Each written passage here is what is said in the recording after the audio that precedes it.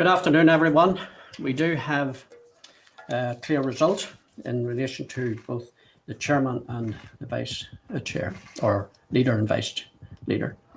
As chairman of the Democratic Unionist Party, I want to thank my colleagues for the manner in which this election for leader and deputy leader of the party has been conducted.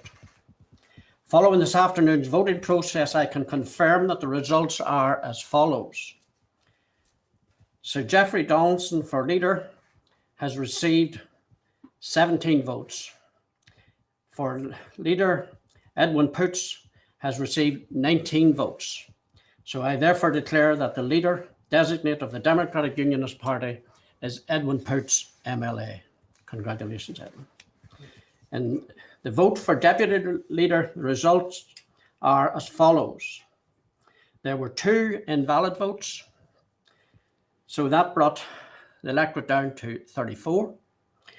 Mrs. Paula Bradley, MLA, has received 18 votes, and Mr. Gregory Campbell, MP, has received 16 votes.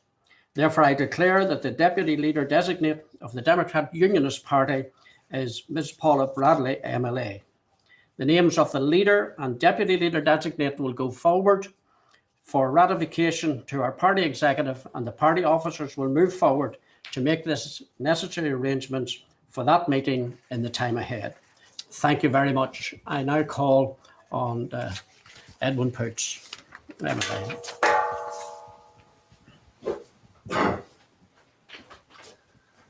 Thank you very much, Mr. Chairman, and it is an immense honour and pleasure to stand here today in this position. It's not a position that I expected to be in some weeks ago. However, things can change quite radically.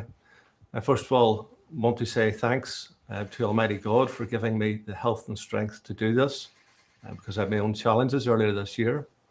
I want to pay particular tribute to my wife and to my family for the support that they have been, not just over the course of the last number of weeks, but over the course of my over 20 years in politics. And I also want to pay particular tribute to my election team, who have worked fantastically well and have been on call virtually 24 hours a day, worked around the clock to help secure this victory. I'm looking forward to a positive relationship right across Northern Ireland with my party colleagues and indeed with people from other parties. I think that the opportunities for Northern Ireland are great. The opportunities for us to make Northern Ireland a great place after this 100 years has passed and we move into a new 100 years are immense. We have had great people in Northern Ireland over those years, but the greatest thing in Northern Ireland is the resilience of all of its people. And from its outset, it's had its trials. In the 1920s, there was civil war. In the 1930s, we had a depression. In the 1940s, there was a war. In the 1950s, there was another insurrection by the IRA. That started again in the late 60s and worked its way right through to 1994. And throughout all of that, our people has shown remarkable resilience. And it's that resilience that we are going to go forward and make Northern Ireland a great place. My father was a founder member of the DUP some 50 years ago, and I joined it after the death of the Reverend Robert Bradford, MP, in 1981. And throughout all of that period, this party has been the authentic voice of unionism and will continue to be the authentic voice of unionism under my leadership. The opportunities are great. We want to ensure that for young people, there is good jobs available in Northern Ireland. Educationally, we tackle the issues where young people from more deprived backgrounds get greater opportunity. We want to increase our university places. There is so much to do. We have work to do in our health service, which is greatly challenged at this time, with waiting lists which are horrendous anywhere in the United Kingdom.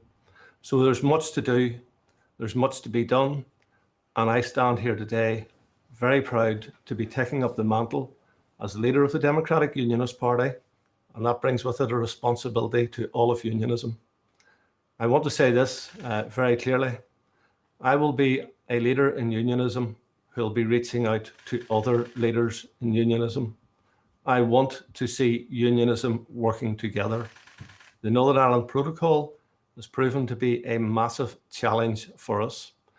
And if we are to fight this, to ensure that everybody in Northern Ireland is not worse off as a consequence of the protocol, then it's for us to do that together.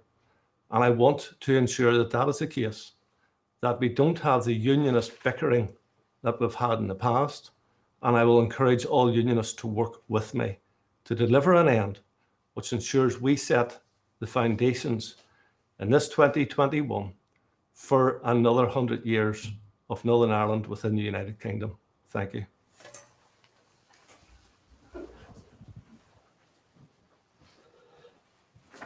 Thank you, Edwin. I'm now going to call on Paula Bradley, who is now our Deputy Leader Designate. Paula.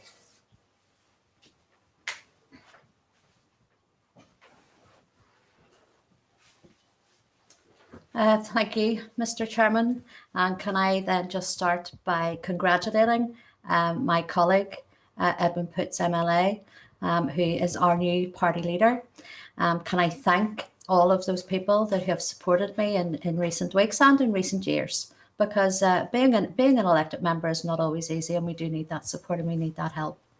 It will be a great honour to serve this great party as Deputy Leader. I will do so to the very best of my ability. I will give it my all. I will support our leader in any way I can. I may be a critical friend at times to our leader, but what more could you expect from me other than that? It's an absolutely a great honour. I would never have thought just over a week ago that I would be standing here in this position today, but people encouraged me, have supported me, and obviously have voted for me as well. So I look forward to the challenge ahead, and I know there will be challenges. It's not going to be easy. There's a lot of hard work that we need to do, but I think if we remain focused and we remain grounded within our communities and know those issues that our communities have to face, then we can meet that challenge and can rise to that challenge and take our great party forward. So thank you very much.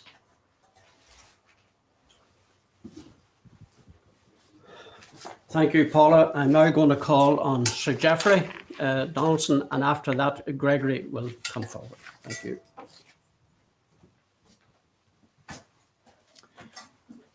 Thank you very much, Lord Morrow. And first of all, I would like to congratulate most sincerely my friend and constituency colleague, Edwin Poots, on his election as leader of the Democratic Unionist Party. And I would also like to offer my sincere congratulations to Paula Bradley for her election as deputy leader of the party. I also want to thank all of the colleagues, all of my elected colleagues who voted for me today for the position of leader. I want to thank my family for their support. I want to thank the many people over the last 2 weeks who've contacted me from all over Northern Ireland to offer a word of encouragement, to offer a prayer of support. Thank you for what you have done and for your support and encouragement. I want to thank my colleague Gregory Campbell also for putting his name forward for the position of Deputy Leader. What we sought to do was to offer the party a choice, and I have no regrets about putting my name forward to give the party a clear choice in the decision they had, and I respect that. And now the party must consider what that means for our way forward, what it means for the union that we all cherish, and what it means for Northern Ireland, this place that is my home, a place that I love. So my congratulations to our new leader designate and new deputy leader designate, and we move forward from here. Thank you.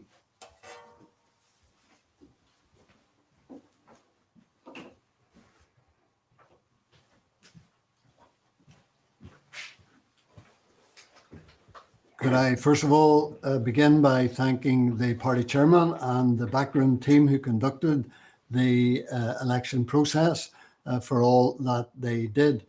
I also want to thank all of those who participated in the contest. And I want to congratulate Edwin Poots, MLA, on his success, and designate of the Democratic Unionist Party, and Paula Bradley, MLA, as the Deputy Leader Designate of our party. And going forward now that the dust will settle on this election, it has to be an imperative of this united party that we come together and present a vision and a view of the future, because there are those who would try and get us to veer off in one direction or another. We must continue to call out those who breach regulations and try to rewrite the past, while at the same time as building a better future for everybody in this country, whether those people agree with us or disagree with us. Thank you, one and all.